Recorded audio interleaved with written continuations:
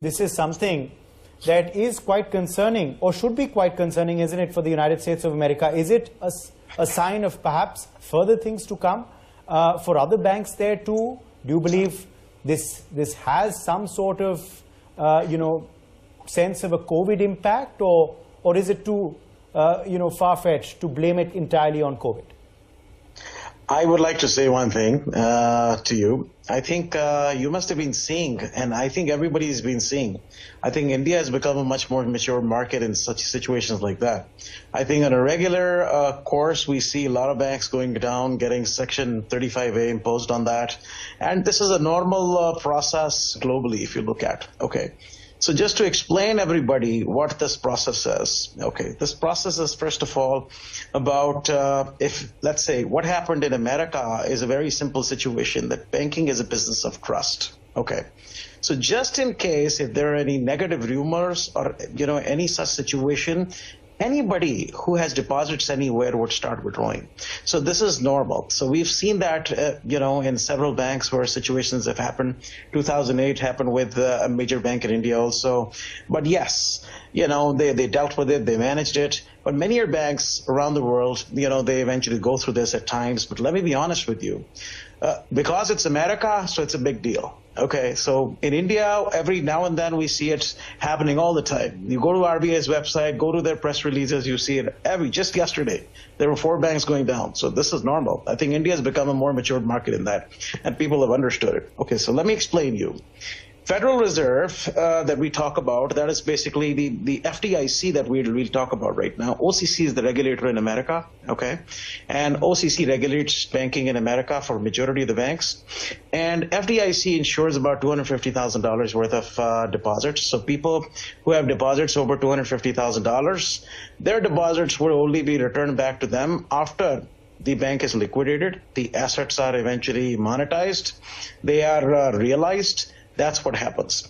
Now, coming to a situation like this, so if there is an overnight controversy that happens to any banking institution, right? So all of a sudden, and if it's a listed bank on a stock exchange, so all of a sudden what happens is this: investors, depositors, everybody starts pulling out money. Okay, so when there's a run on any bank, obviously the bank has to collapse. But before this happened, what was the primary reason? So let me explain you. I see that the bank was failing to be able to raise capital.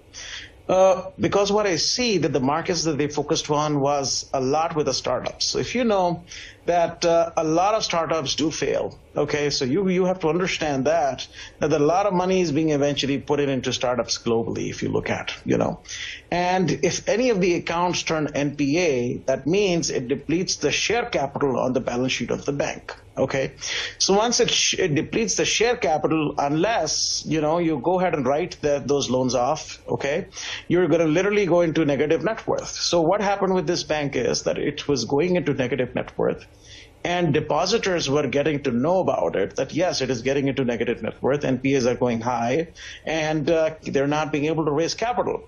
Now, due to which, what has happened is this whole situation, this whole process. See, from the OCC standpoint, if you look at, this is a normal process. India also, if some bank goes down, people don't have trust on it. What happened with PMC? Remember that, right? So 35A was imposed immediately. People were stopped from, being able to withdraw over a specific amount.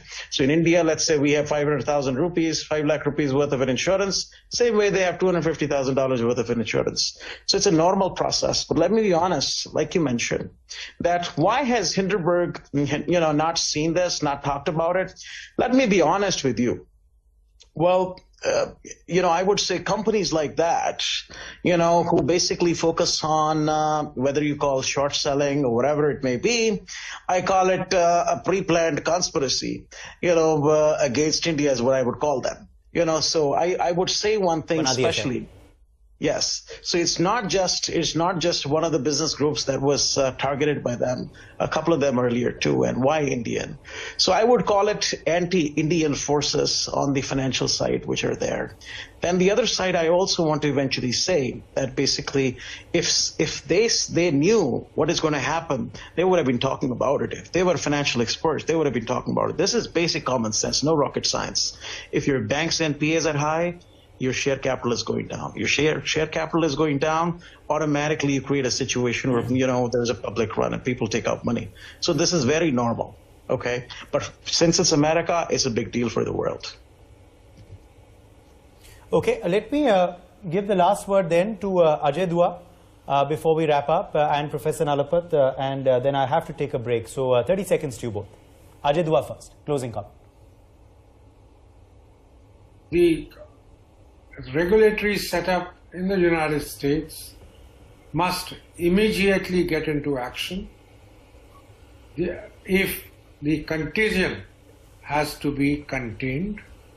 Otherwise, there would be adverse effect of it, and we saw that how one smaller bank than even Lehman Bank in 2008 could cause a bank recession in the United States, because the action wasn't predicted, and it just led to a spin-off effect of a very high order. Otherwise, the attempt has to be only to make it an isolated incident. Deal with it with whatever is its. I think that's something that will be watched keenly. Isolated incident, sign of things to come. Professor Nalapat, closing comment. Look, the fact is that, India is really a very attractive market. There's no question about it. And as Anil Antony and the previous speaker pointed out, I mean, there has been a consistent effort to tar India in a negative way. Essentially, that is basically designed to help, if I may say so, China, and to help China hold on to its manufacturing, which is actually looking at increasingly shifting to other markets, Vietnam, Thailand, Indonesia. But the Chinese are worried about India, because we can absorb a whole lot of the capital in China. So yes, and from that point of view, I'd like to say, so far as India is concerned, there are individuals who want to badmouth the India story. It's not, in this particular case of one particular company, I don't know enough about it. But certainly there are, the BBC, for example, as Anil Antony very courageously pointed out, was badmouthing the entire India story. That is basically to the benefit of China. And may I end by saying, Uday, many people say Wall Street and Chang'an-shi, which is the main highway in China, where all the VVIP stay. Well, these two streets are joined at the hip, and we see that play out over and over again. Okay, let's leave it at that. My thanks to all of our guests for joining us. We've run out of time. We're getting breaking news coming in.